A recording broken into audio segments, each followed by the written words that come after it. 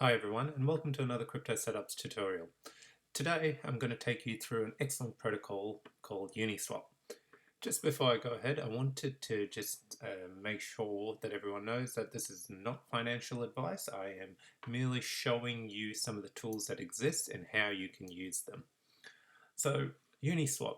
Uniswap is a decentralized exchange. It allows you to swap between any ERC20 token as long as it's listed on it. Beauty of it is you can actually list tokens on there yourself. So let's dive right in. So one, it allows you to swap between tokens. Two, it allows you to provide liquidity where you can actually provide Ethereum DAI as a combo and earn trading fees when everyone uses or trades against that pair.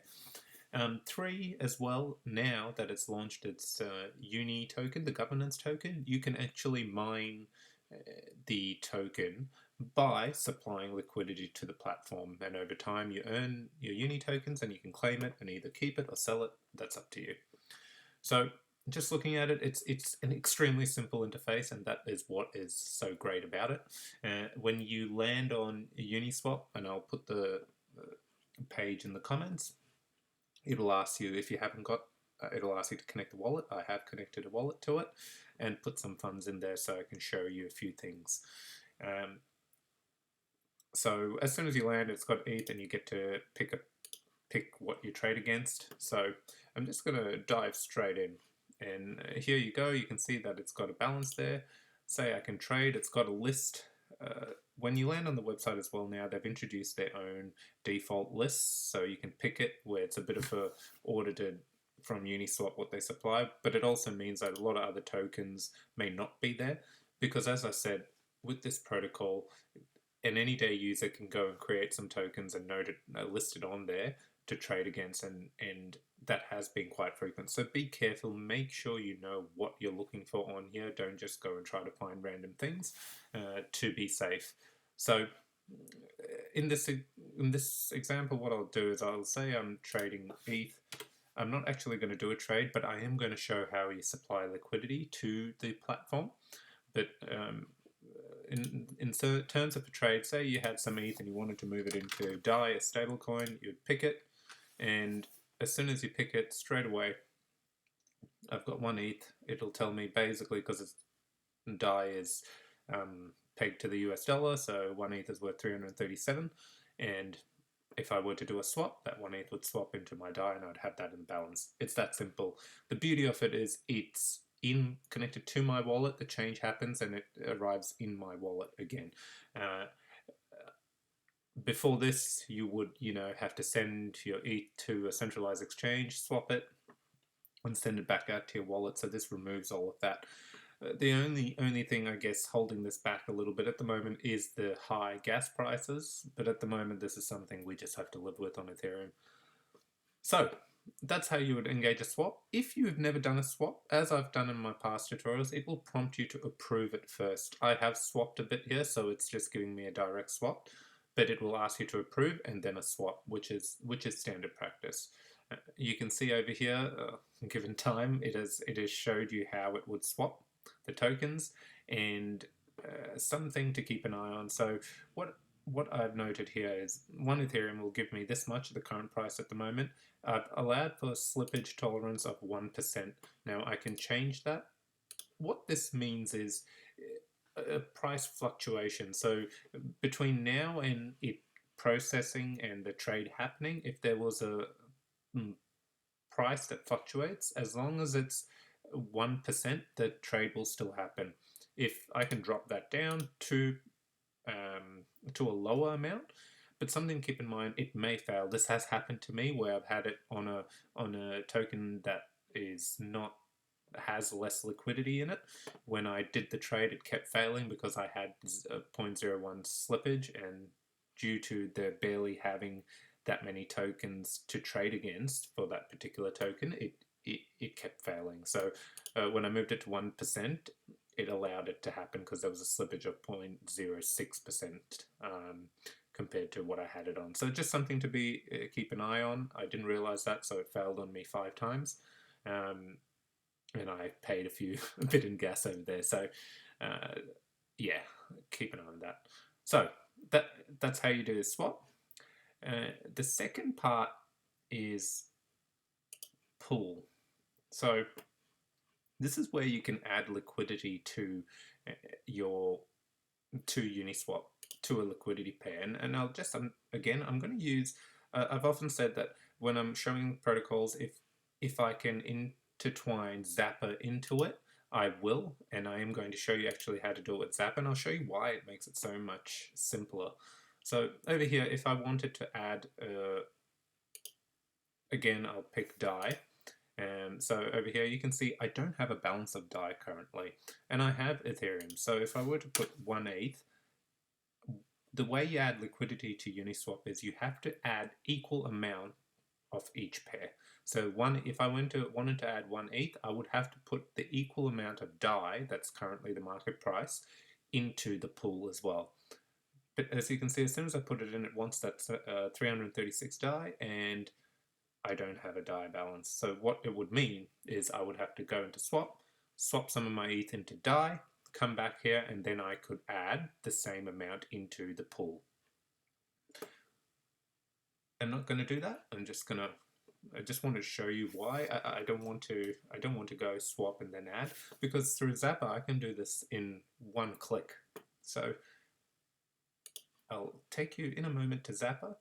But the last piece I want to show, so part of this as well, I made mention earlier, the Uni token, which is something you can mine at the moment via adding liquidity. Now, it's not for any pair, it is strictly for the pairs Uniswap has on display at the moment, and they've got a nice Uni button over here where you click on, and it shows you that for these pools for the next 54 days, they've got the mining program on it, and you can deposit. So again, if I clicked on deposit, it prompts me how to add it. I could add it here. It'll bring me back here. But I know it's the ETH DAI pool. So what I'm going to do is I'm going to head on over to Zapper. And I am going to click on, again, I already had the site loaded, so it's got my wallet. I'm going to click on invest. Now, I can already see it's got the DAI pool here.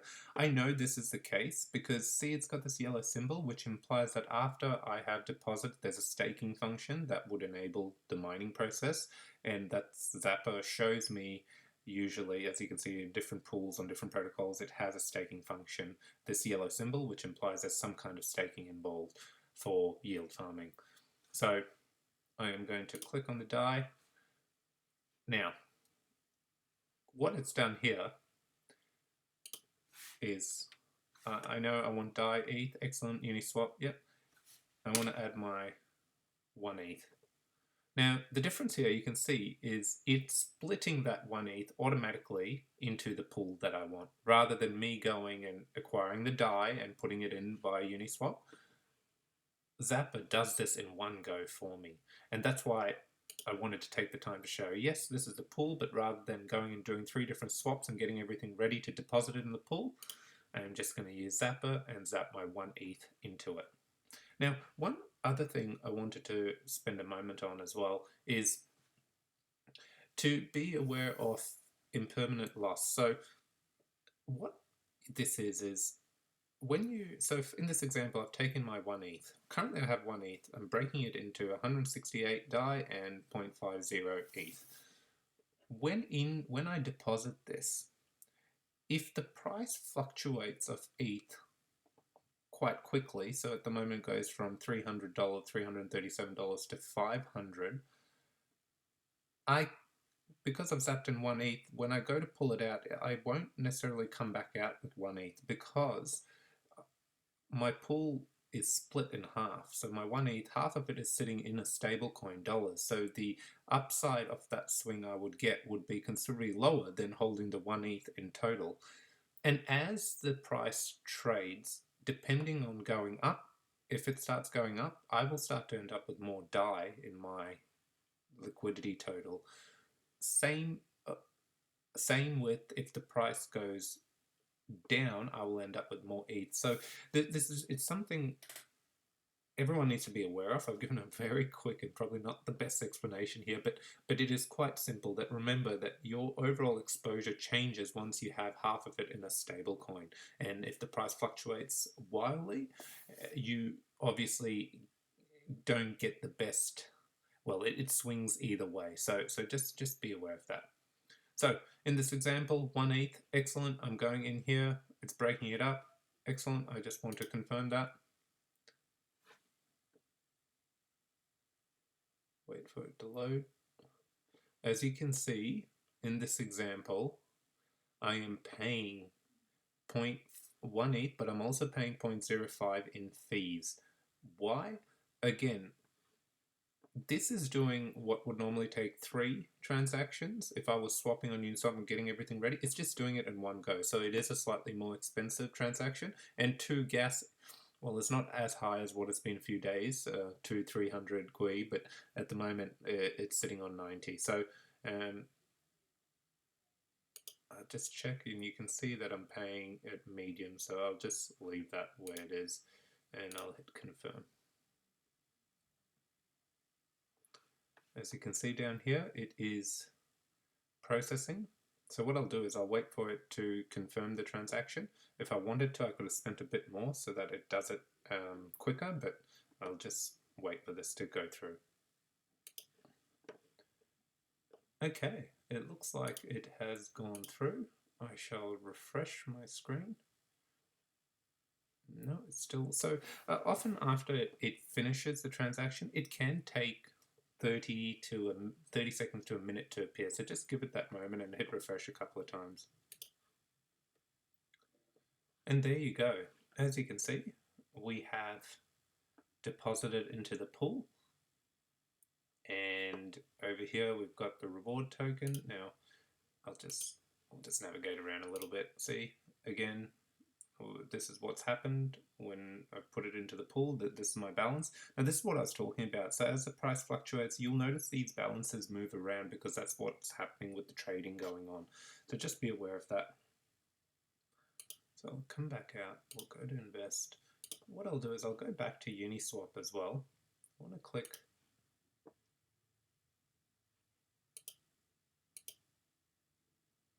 to show you. See?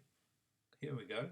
I added it by Zapper. Obviously come back to Uniswap and you can see that I have got my tokens in the pool. And look, this pool is extremely big. So my overall pool shares, it will be 0.0000 something %. But I just wanted to use this as an example. But here you go. Zapper just acts as an overlay into it and simplifies the whole process. So that's what's great about it. So what I wanted to do here, so once you've done it, now again I've brought you back to Uni. If I click on Uni, I know I've deposited into this pool. So where I've clicked on it over here, see, it's after I've deposited, coming back to Uni, I can stake via this platform, or I can do it in Zapper as well via the stake button. But I just wanted to show you that, again, this is the same process. It would just be a click, and you would have to stake this LP token in here for you to gain your Uni rewards. So I will do that in a moment. I just want to come back to Zapper as well. So Zapper is over here, and if I click stake, you can see it just, again, removes it via the Zapper interface, and if I hit confirm, it will stake that. And if I went back here, it would show me that I have this staked. What the Uniswap interface allows you to do, so if I click deposit, it allows me to say, okay, what's available, and if I wanted to add it all, you can see that it gives me a bit of an estimate on what I've put in, how much I would get Uni, how many tokens I would get a week based on that. So had I done it with Zapper, I wouldn't be able to get a bit of an average there until I guess it was staked and I came here and looked. So again, even in my last tutorial, I showed how I like to cross-reference between the two just to make sure I'm doing the right thing and understanding what's going on. Okay, so far there's only one step left. It is depositing your liquidity tokens that you've been provided, which this 7.768 is essentially basically tokens that have been given back to me as a IOU, that this is what you've put into the platform already, and this is what will redeem when you go to swap back out. It will give you the respective funds back and your trading fees that you have on top. So the last step, though, for mining the Uni, as just mentioned, was you have to deposit this. For the moment, I'm not going to deposit this. I want to do a couple other things with it, but here is a great example of what you can do, what you can use Uniswap for, which I've showed you is swapping tokens and adding liquidity, and how you take part of the liquidity, how you take part of the governance mining the Uni token program. And I've cross-references again back into Zapper, which hopefully I hope it has simplified how you use Zapper and Uniswap together, and how it actually reduces the amount of transactions you need to use to get to your final outcome. Just a final thing to touch on is when you are